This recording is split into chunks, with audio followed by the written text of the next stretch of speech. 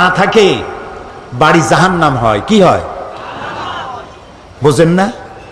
যেই বাড়িতে স্বামী স্ত্রীতে মহব্বত নাই, আপনার বাড়িতে আপনি 1000 কোটি টাকার মালিক হন, গুলশানে আর বনানীতে বাড়ি থাকুক 40টা, কিন্তু স্ত্রীর সাথে মহব্বত নাই, আপনার বাড়ি আপনার জীবন জাহান্নামের জীবন।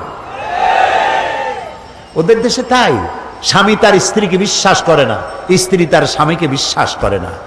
স্ত্রী তার স্বামীরে বলে যে আজকের রাতে আমার বয়ফ্রেন্ড আমার সাথে রাত কাটাবে, তুমি অন্য কোনো ফ্ল্যাটে অথবা রেস্টুরেন্টে গিয়ে থাকো। স্বামী বেচারা যদি অসন্তুষ্ট হয়ে পুলিশে খবর দেয়, যদি পুলিশকে, স্বামী যদি তার স্ত্রীকে এই কাজে বাধা দেয়, তাহলে স্ত্রী 999 ডায়াল করে, সাথে সাথে থানা থেকে পুলিশ আসে। স্ত্রী নালিশ করে, আমি আমার বয়ফ্রেন্ড নিয়ে ঘুরবো, মার্কেটিং করব, রাত কাটাবো, সে আমার মৌলিক অধিকারের উপরে হস্তক্ষেপ করেছে, সে আমাকে বাধা দেয়।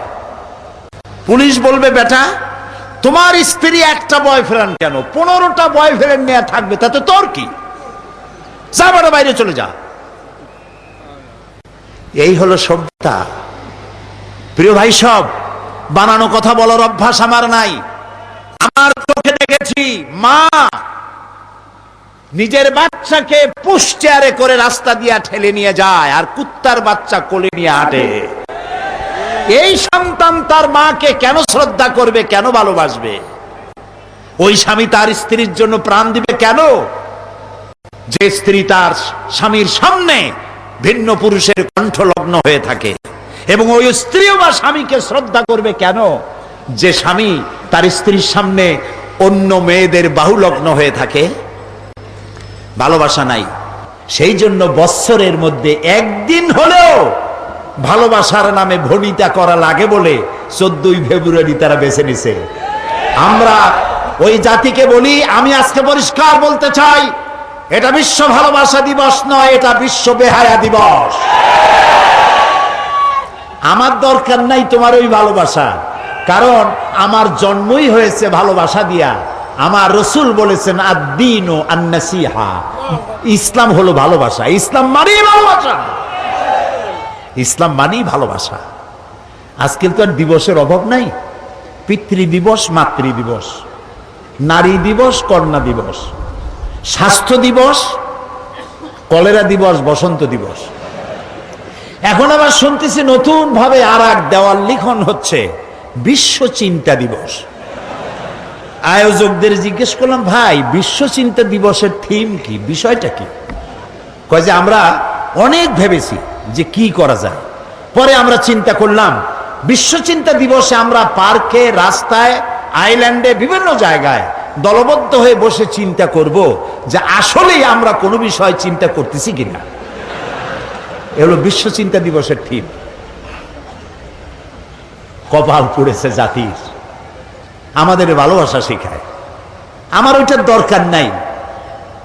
আমার বাংলাদেশের মতো, মুসলমানদের মতো যৌথ পরিবার পৃথিবীতে নাই। দাদা নিয়া মা, দাদা মা, নানি নানা, ভাই ভাতিজা, বাপ মা একসাথে খাইয়া না খাইয়া এক বাড়িতে আমরা থাকি। আমাদের এই ঐক্যবদ্ধ ফ্যামিলি কেন? আমরা শান্তিতে আছি কেন? পূজা রোজা একসাথে হয় কেন? এই জ্বালা সহ্য হয় না। আমাদের মতো তোরা জ্বলিস না কেন? এই জন্য, সেই জন্য আজ আমাদের ওরা মারবে, কিন্তু আমরা কথা বলতে পারবো না। वो कत्ल भी करते चर्चा नहीं होता, हम आह भी करते बदनाम हो जाता। ও যদি হত্যাও করে তা নিয়ে কোনো সমালোচনা পর্যালোচনা নাই, কারণ সমস্ত মিডিয়া তাদের হাতের মধ্যে। আর আমাকে যখন কলিজে আঘাত করে, আমি বেদনার্ত হয়ে তীরের আঘাতে জর্জরিত হয়ে যদি আমি আহ বলি, সেটাও আমার বদনাম হয়ে যায়। বেটা তুই মুসলমান না করলি কেন? আও করতে পারবি না।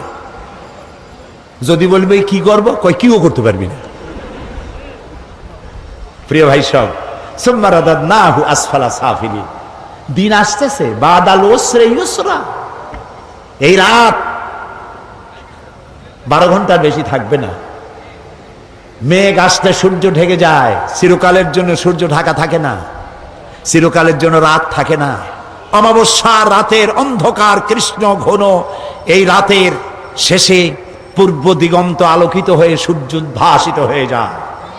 মেঘে ঢাকা আকাশ, মনে হয় কুয়াশায় আর সূর্য দেখা যাবে না। এরপরে আল্লাহ তাআলা কুয়াশার মেঘের মধ্য থেকে সূর্যের আলো দিয়ে পৃথিবীকে উদ্ভাসিত করে দেন। আজ যে দুরবস্থা হয়েছে মুসলমানদের, এই দুরবস্থা থাকবে না, পরিবর্তন হবেই। ইসলামের সূর্য উদিত হবে হবে হবে ইনশাআল্লাহ হবে।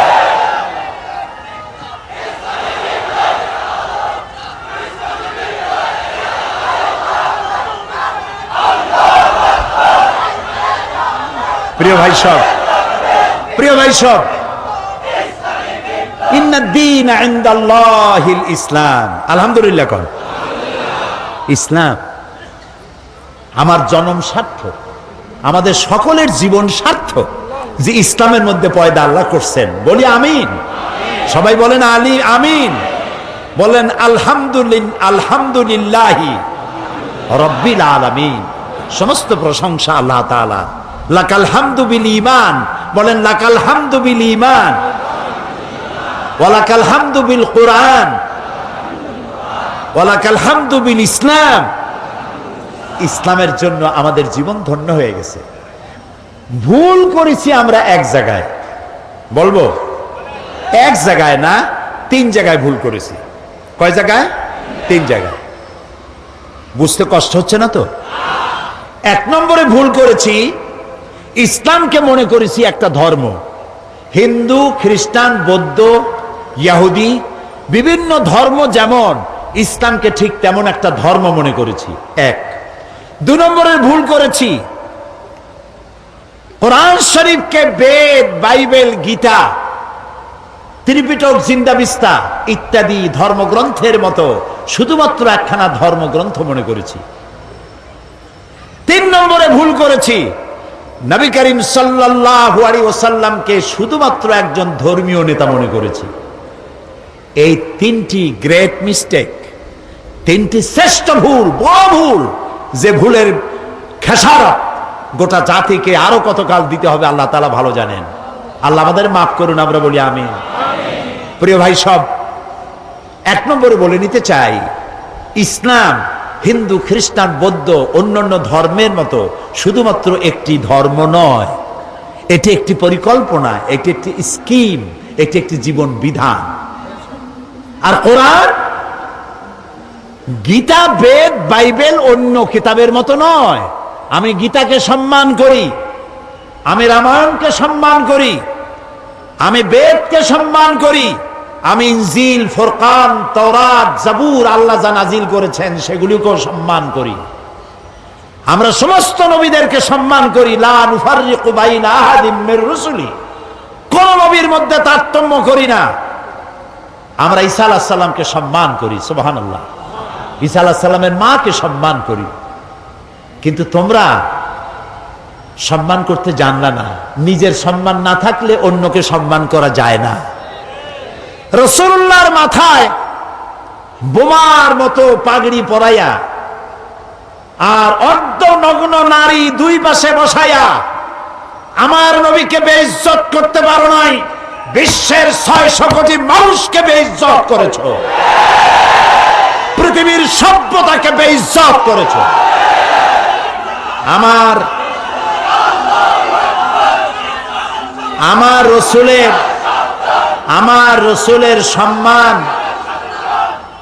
রসুলের সম্মান কচু পাতার পানি নয়, কলা পাতার পানি নয়। আমার রসুলের সম্মান হিমালয়ের পাহাড় সমান না। আমার রসুলের মর্যাদা আকাশ সমান না। আমার রসুলের মর্যাদা আল্লাহর আরশের সমান, আল্লাহর আরশ পর্যন্ত। আল্লাহর আরশে এই পৃথিবীর কোন মানুষকে আল্লাহ তাআলা দাওয়াত দেন নাই, আমার রসুলকে দাওয়াত দিয়েছে। কাজী তাকে অমর্যাদা তোমরা করতে পারবে না, নিজেদেরকে অমর্যাদা করেছো। এ বিষয়ে আমি পরে কথা বলবো ইনশাআল্লাহ। এখন যেটা বলতে চাই, ইসলাম এটি একটি পূর্ণাঙ্গ জীবন ব্যবস্থা। আমি আগেই বলেছি, এটি শুধু নামাজ, রোজা, হজ, যাকাত নয়। এটি একটি জীবন ব্যবস্থা।